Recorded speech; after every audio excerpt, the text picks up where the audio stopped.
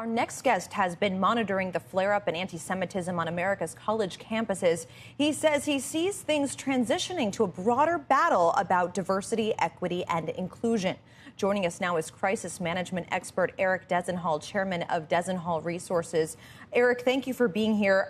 Just to kind of level set the conversation, are you currently working with any of these institutions behind the scenes, and what do those conversations look like exactly? Well, I'm not working with any of the institutions that have been heavily in the news, or I'd have to be very careful doing commentary like this. But this is an issue that I'm working on with businesses and institutions more broadly. And the first thing that I would say is there has to be a gut check.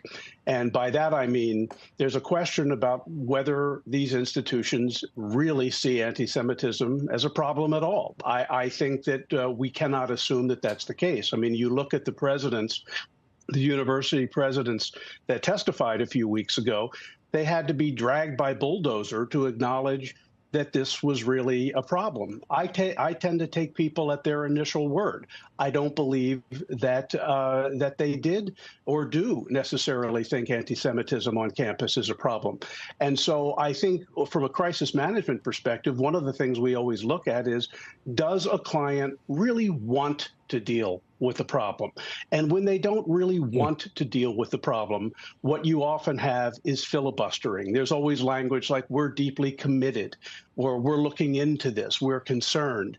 But nothing really changes. And you see this in the broader culture. I mean, you have a Veterans Administration official who a few weeks ago openly mocked Israeli hostages, and the last I checked still has her job. You have someone who was employed by a prominent New York area botanical garden who said that she was proud of what happened to the Jewish victims of October 7th, and we'll see what they end up doing. But when you see people emboldened to say things like this does not exactly suggest that there is a big crisis in terms of how people interpret it.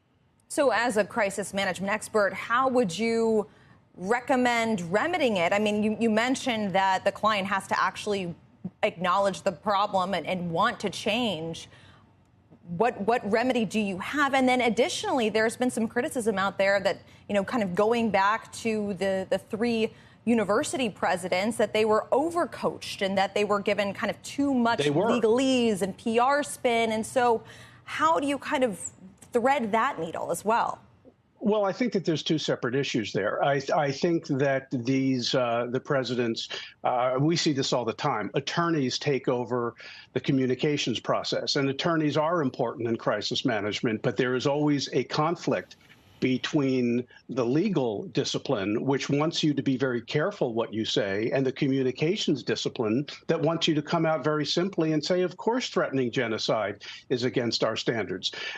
Communications process is really quite a simple one. I don't dwell in the world of nuance that, according to the Henderson versus Johnson in the Supreme Court, you can't say this or that. That's not my world. My world is this is right and this is wrong. In terms of actions, I think that there has to be some sort of standard set, because what happened in that testimony was really not about free speech. What it was about was hypocrisy. You have people, professors and students, whose lives have been destroyed because of basically foot faults.